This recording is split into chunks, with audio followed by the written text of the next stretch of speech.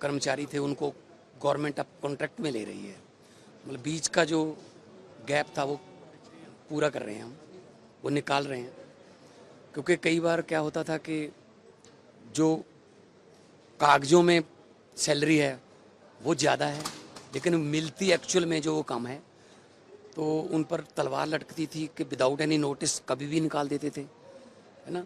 तो ये जो बिचौला सिस्टम है वो ख़त्म करेंगे। अभी ज़रूरी जो सेवाएं हैं, फायर ब्रिगेड है, जहाँ हाई वोल्टेज बिजली की कंप्लेंट है, सफाई वाले हैं, अभी उनको बीच में लिया है, धीरे धीरे सबको कर लेंगे। तो ये बिल सर्वसम्मति से पास हो गया। और दूसरा है जो स्कूलों की फ़ीस, जो प्राइवेट स्कूलों की मनमर्जी थी वो बंद हो गई है। 7800 से ज़्यादा स्कूल हैं, 32 लाख बच्चे पढ़ते हैं। स्कूल जो हैं पता नहीं किस किस किस्म की फ़ीसें चार्ज करते थे। उसमें डेफिनेशन दी गई है उस बिल में कि 5% से ज़्यादा पर ईयर वो बढ़ा नहीं सकते। पिछले 3 साल का फोरेंसिक ऑडिट होगा ताकि वो 15% से अगर उन्होंने ज़्यादा बढ़ाई है फीस तो उनको वापस करनी पड़ेगी पेरेंट्स को। और फीस का भी डेफिनेशन दिया है कि फ़ीस का मतलब है जो कंपल्सरी पैसे पेरेंट्स से लिए जाते हैं। कोई बिल्डिंग फीस के नाम पे ले लेते हैं, कुछ वोकेशनल टूर के नाम पे ले लेते हैं, कोई ट्रांसपोर्ट फीस हो गई, कोई मतलब ऐसे बहुत सी फीसें ट्यूशन फीस के बिना बना रखी हैं। सो जो भी पैसा पेरेंट्स को देना पड़ता है हम उसको फीस मानेंगे। इससे बहुत फ़ायदा होगा क्योंकि प्राइवेट स्कूलों की पढ़ाई जो है वो आम पेरेंट्स के बस से बाहर हो रही है। नहीं, देखो मैं उनको कहूँगा कि हम कोई आपके खिलाफ नहीं है, लेकिन पढ़ाई को व्यापार, इतना भी इस लेवल का व्यापार ना बनाया जाए। विद्या जो है बाबा साहब भीमराव अंबेडकर जी ने कहा था कि जो एजुकेशन है वो शेरनी के दूध जैसी है, जो भी उसको एक बार पी लेगा वो दहाड़ेगा।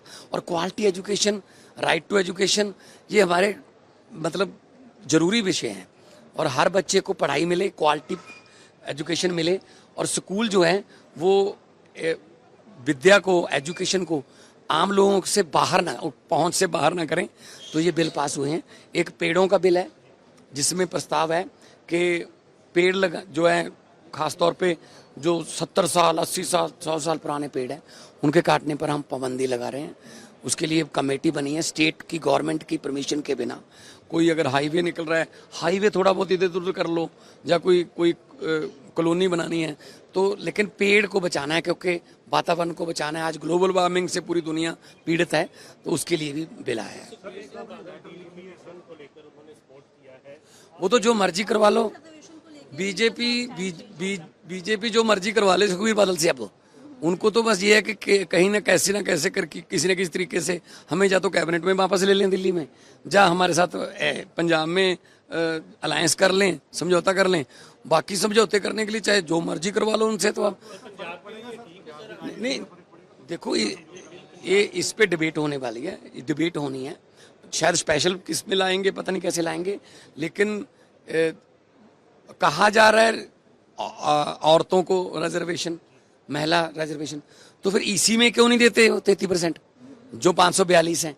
ठीक है ना, इसमें कुछ ना कुछ झोल लगता है, तो इस पे डिबेट होनी चाहिए। पहले स्टैंडिंग कमेटी के पास चला जाना चाहिए। हाँ जी, मैंने गवर्नर साहब को लेटर लिखा है कि 31 साल हो गए उनको, और उनकी जो माँ है, माता जी हैं, वो बहुत बीमार चल रहे हैं, बेहोश हैं, नाम लेने पर थोड़ा बहुत रिएक्ट करती हैं। तो ये ह्यूमन राइट्स में आता है। मैंने 10 दिन की पैरोल की सिफारिश की है कि हमें कोई आपत्ति नहीं है, हमें कोई दिक्कत नहीं है अगर वो बाहर आते हैं। और उनके जो जितने भी वो मोर्चा लगा हुआ, उन्होंने भी मुझे गारंटी दी है कोई हल्ला गुल्ला नहीं होगा, कोई लॉ एंड ऑर्डर की सिचुएशन नहीं पैदा होने देंगे। हम बिल्कुल गुरबानी का कीर्तन करेंगे और अच्छे तरीके से जो कानून के मुताबिक शांतिपूर्वक जो है वो अपनी माँ को मिल लें 31 साल बाद। तो पैरोल उनका हक भी बनता है।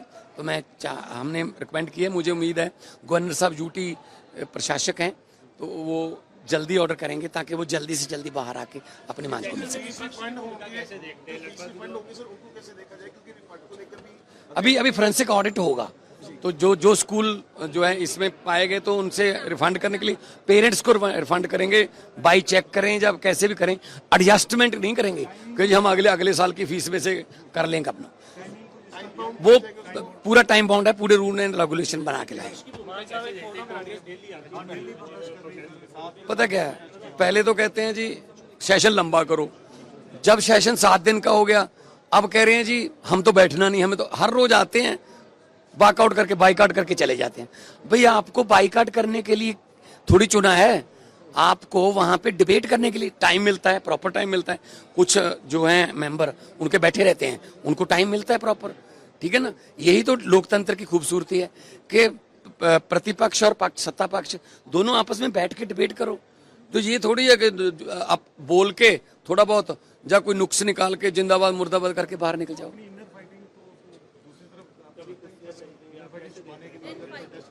वो देखो इनकी लड़ाई जो है पंजाब की नहीं है, इनका मुद्दा कोई पंजाब के लोगों का या कोई रोड मैप नहीं है, कोई विजन नहीं है, सिर्फ अपनी कुर्सियों की लड़ाई है। कोई कहता 500 करोड़ में मिलती है, कोई कहता रेट बढ़ गया है, कोई कहता कम हो गया है।